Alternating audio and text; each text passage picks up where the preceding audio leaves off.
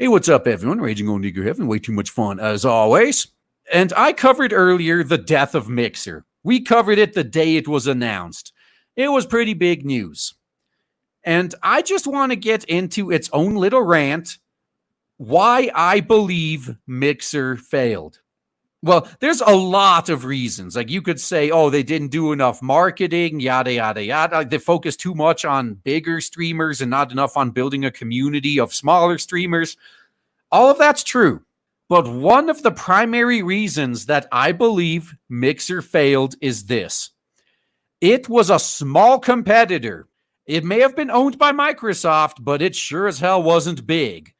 It was small its entire existence. So it was a small competitor, but it had all of the big tech bullshit attached to it.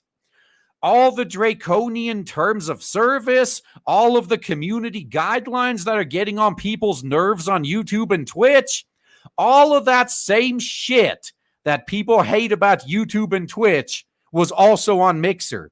And in a lot of ways, it was even worse on Mixer. At the very least, Twitch knows what actually makes them money and brings in the viewers, so they leave the titty streamers alone and they promote them. But Mixer was banning them.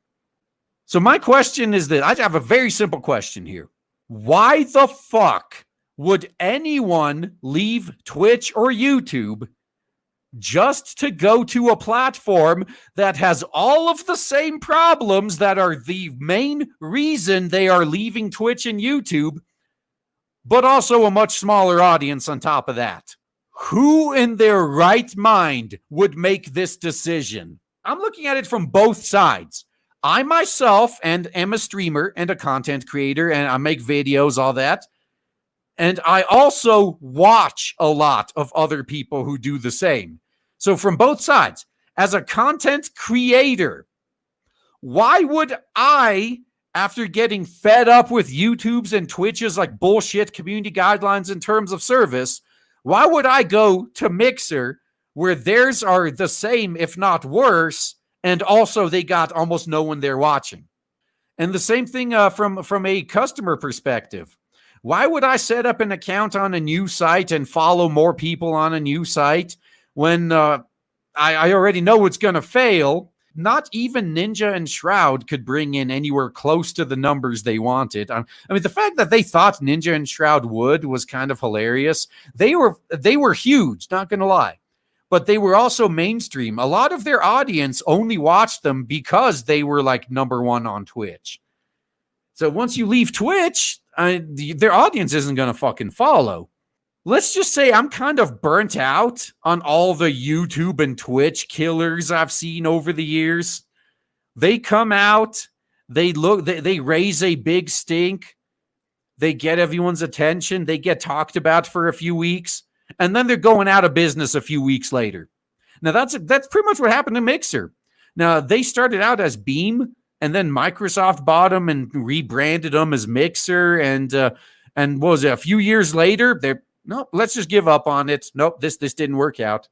So I'm not going to, and from both sides, as both a content creator and a content consumer, I'm not really comfortable jumping to another platform until I know for a fucking fact it's going to stick around. Stream Me, Vid Me, all these other platforms, all these platforms people were telling me to jump to, they're dead now. And I know it's a catch-22. They're dead because not enough people went there, and not enough people went there because they know these platforms tend to die. You can make that argument, but the fact is, they did kind of die. To drive the point home, imagine you are sitting on Twitch and YouTube, and you are getting sick and fucking tired of all the bullshit. You're getting sick and tired of the constant false flagging, the copyright strikes, the community guidelines strikes, considering making a response video to be creator-on-creator harassment. You remember when that was a feature of YouTube? Response videos were a built-in feature of the fucking website. Any of you right now, you could be watching this video and you decide you're going to take me to task and you're going to do a response video, and your video would be featured underneath mine as a response video. It was a feature of the fucking website, and now it's harassment.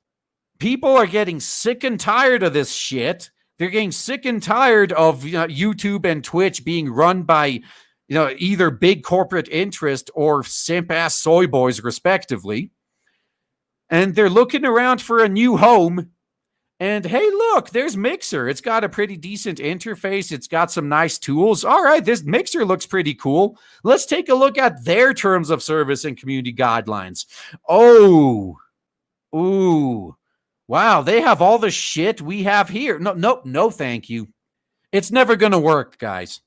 If you want to come out with a legitimate competitor to Twitch or YouTube, it has to be more open. People are sick and fucking tired of censorship. If your YouTube killer, if your Twitch killer is just as censored, if not more so, it's dead on arrival. No one is going to go to that shit. The reason we're sick and fucking tired of Twitch and YouTube is the censorship. We will not migrate to your alternative if the censorship is just as bad. How stupid do you think we are? I mean, seriously. It's never going to fucking work. And the sad thing is, you know what always happens? These alternatives come up and they only become popular because they don't censor. And then as soon as they become popular, they start censoring. Patreon, primary example of that. They got to where they were now because they were the last resort. They were going to take you in if you got deplatformed everywhere else. And then they became the man, and now they're the ones deplatforming people. Which, by the way, now that I think about it, after I just said that, that's another reason that for the most part, I don't bother going to these alternative platforms. Now, DLive, primary example. I actually am on DLive. I have an account there and everything. But DLive has been getting a lot more restrictive. DLive banned Mr. Medicare before YouTube did. And that's saying something.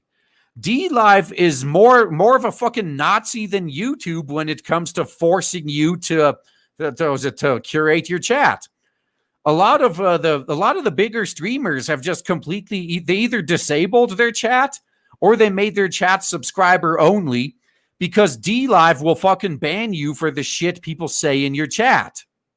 The way I see it, it's not an alternative to YouTube. It's not an alternative to Twitch. It's a backup plan. That's literally all these alternative platforms will ever be. It's like, okay, if I ever get my 3 strikes on YouTube and my channel gets terminated and I can never come back to YouTube again, that's when I go to DLive. That's when I go to these other sites. It's a backup plan. It's not a viable competitor and alternative. It's just where I'm going to go when I've been kicked off of here. And the reason why is because they have the same fucking bullshit YouTube has over there. I'm not going to just ditch this big pile of crap for another equally big pile of crap. If you want me to come over there, give me something good. I mean, shit, that's why I'm on BitChute. And also the fact that BitChute automatically mirrors my videos off of YouTube. That, by the way, giant fucking help. So if anyone listened to this and if you have any say in any of these alternative platforms, there you go. You may as well just shut your platform down if you were going to have community guidelines in terms of service just as bad as YouTube's and Twitch's are. Because if that shit is, if all the censorship that's on YouTube and Twitch is also on your platform, just save yourself the trouble and shut your website down because no one's going to go over there. Trust me, you're gonna end up just like Mixer. And that's all I got to say, guys. Thanks for listening.